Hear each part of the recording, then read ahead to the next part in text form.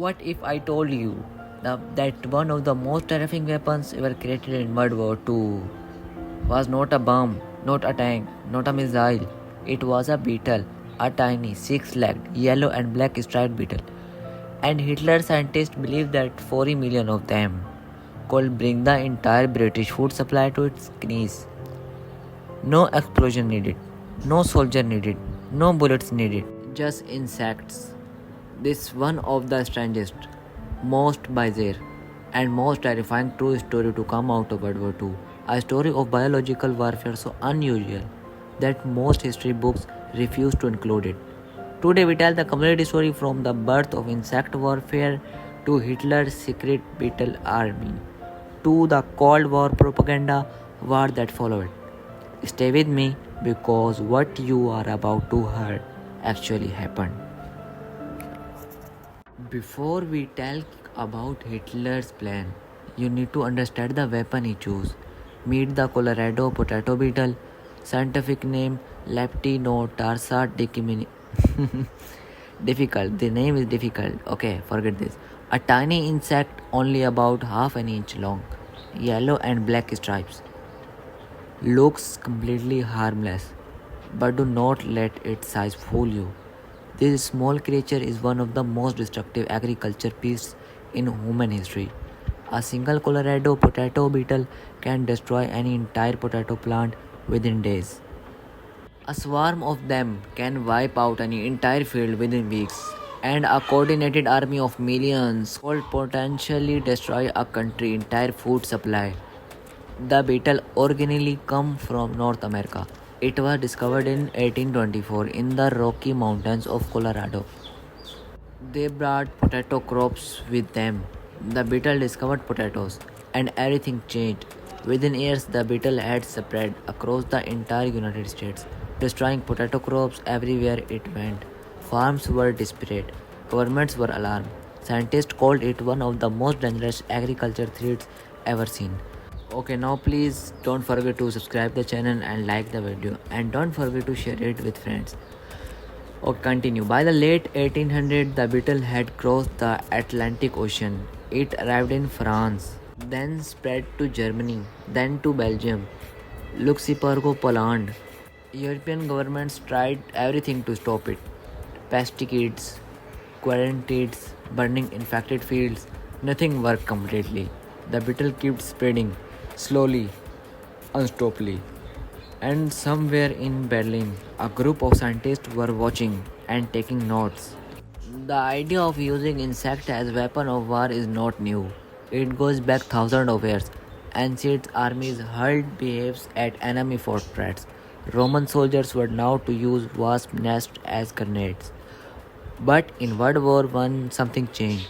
For the first time, government began seriously studying insects as a strategic weapon. The France military was one of the first. As early as 1940 France, scientists began exploring whether insects could be used to destroy German food supplies. The Colorado potato beetle seemed perfect. Germany depended heavily on potatoes. Potatoes were not just food, they were the foundation of the German food supply. Soldiers needed them, civilians needed them, the entire war machine needed them. Destroy Germany potato crop, and you could potentially starve Germany into surrender without firing a single shot. The French studied the idea carefully, but World War I ended before any insect weapon was early deployed. The plans were filed away, forgotten, or so everyone thought. Because 20 years later, the world was at war again, and this time both sides remembered these old plans. In 1939, Hitler armies marched across Europe. Scientists in laboratories across the continent began dusting off these old files and asking a very dangerous question. What if we actually did it this time? 1942, Germany was at war with almost the entire world. The Eastern Front was consuming millions of soldiers. The Atlantic was costing Germany precious resources, and Britain, that Iceland fortress across the English Channel, was providing impossible to defeat. Hitler generals were looking for new weapons, new strategies, new ways to break the enemy without costly battles. Inside a secret German research facility, a scientist named Eduard May was working on something extraordinary. May was Germany's chief entomology researcher, an expert in insects and their behavior, and he had a very unusual proposal for the German military. He wanted to build an army, not of soldiers, not of tanks, an army of Colorado potatoes beetles. The plan was detailed, scientific, chillingly logical. Germany could breed millions of Colorado potato beetles in controlled laboratory conditions. The beetles would be carefully monitored, their population carefully managed, their breeding accelerated to produce maximum numbers. Then, at the right momentum, German aircraft would fly over Britain and release the beetles from the air. 40 million beetles dropping onto British potato fields, spreading across the countryside, eating, multiplying, destroying. Britain grew enormous amount of potatoes. Potatoes were the primary food source of millions of British civilians and soldiers. Destroy the potato crop and you create a famine and you break British moral. And perhaps finally Britain would be forced to negotiate. May pressed his proposal to the German military leadership. The response was cautious but interested. The program was given a code name. The Germans called it the Potato Battle Defense Service, a deliberately innocent sounding name for a program with very offensive intentions. In preparation for the beetle assault on England, Nazi research actually released the thousands of beetles on fields near the German town of Speyer to test how they spread, how far they traveled, how quickly they multiplied. The result was alarming. The beetles spread faster than even the scientists had predicted. Within weeks, they had devastated local potato crops. The weapon worked. The only question now was, would the German military authorize its use against Britain? Okay, you give me the answer in comment box. Okay, here is where the story gets even more extraordinary. Because while Hitler scientists were planning to drop beetles on Britain, Britain was planning to do the exact same thing to Germany. In 1942, a British scientist named J.B.S. Halden wrote a chilling report. He stated clearly that both Britain and Germany were vulnerable to entomological attack by the Colorado potato beetle.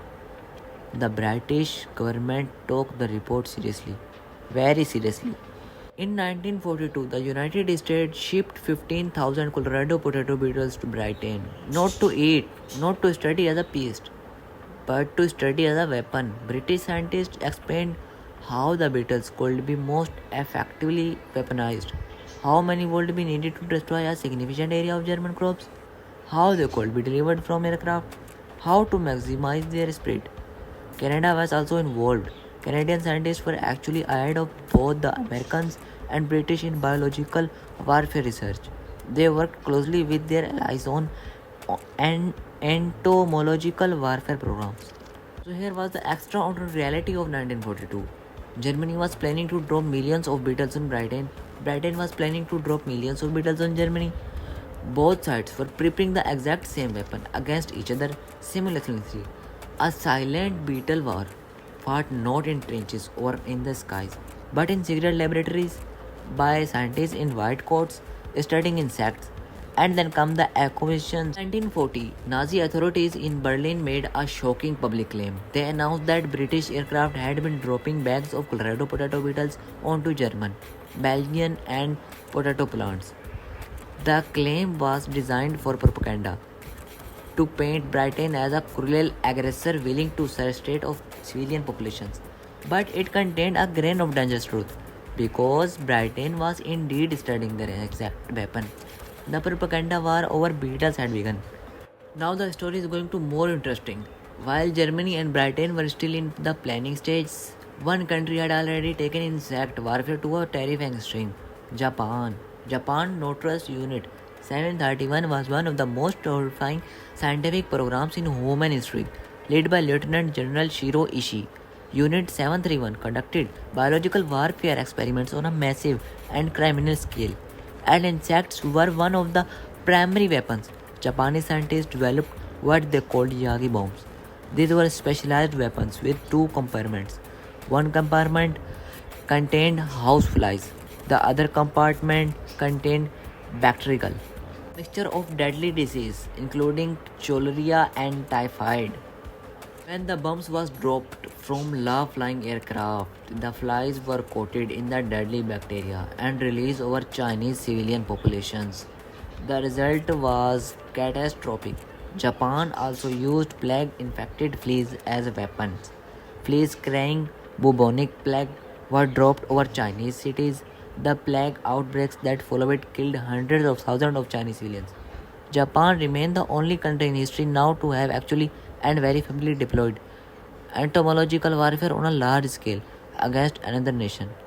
What Japan did was not a plan, not a laboratory test, not a propaganda claim. It was real, it was systematic, and it was one of the most horrifying war crimes of World War II. World War II ended in 1945. Germany was defeated. Japan had surrendered. The Beetle weapons programs were quickly shut down. Or so it seemed, because 5 years later, the Beatles were back in the headlines. And this time, the story was even stranger. 1950 East Germany. Suddenly, potato fields across the Soviet occupied zone were infested with Colorado potato beetles. Nearly half of all potato fields were affected. The communist East German government needed someone to blame, and they chose America. East German propaganda posters appeared everywhere. They showed the beetle, but with American colors. Yellow stripes replaced by red and white stripes. White stars on a blue patch on its back. The American flag on a beetle. The posters accused American aircraft of dropping the beetles deliberately over East Germany to destroy the food supply, to destabilize the communist government, to cause famine and chaos. The propaganda was creative and detailed. A letter was issued to the people of the world stating the beetles are smaller than the atomic bomb, but they are also a weapon of American imperialism. Children books about the beetle were published. Schools organized what they called special search days. Children as young as 6 were sent into potato fields, told they were soldiers in a war against American beetles.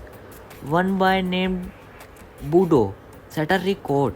He collected 2000 beetles in a single day. The beetle even got a new name in East Germany, I think. It was called the Amikafer, a combination of American and Kaffir, the American beetle. But here is the twist.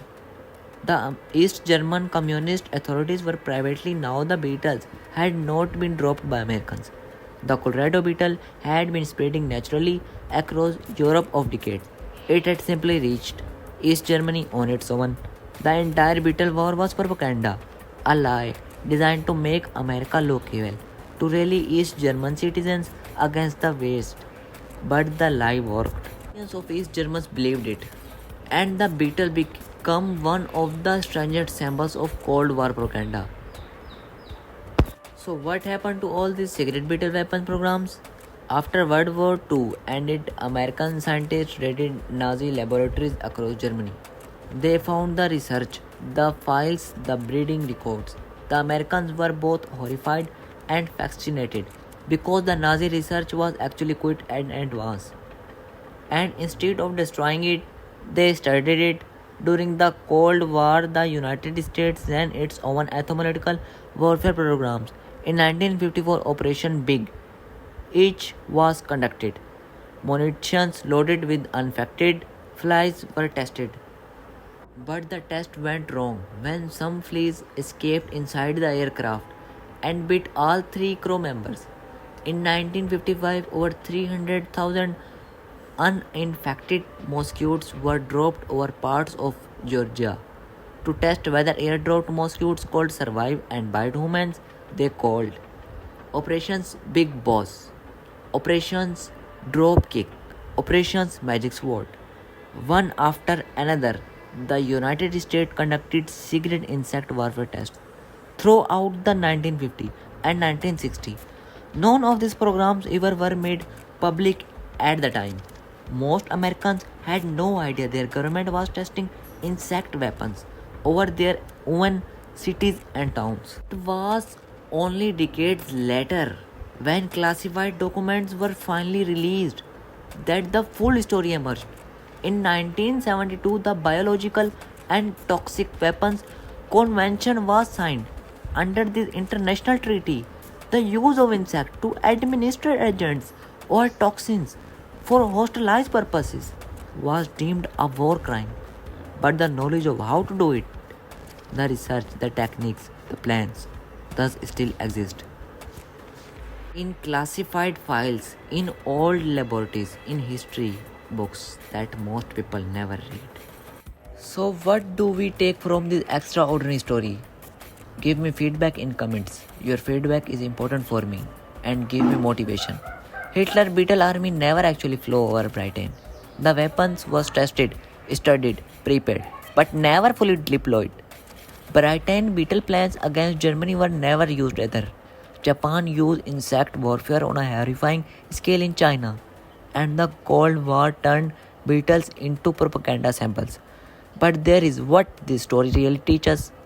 In times of war, human creativity knows no boundaries. Same intelligence that built hospitals, built weapons from insects, the same science that feeds populations, designed way to strafe them.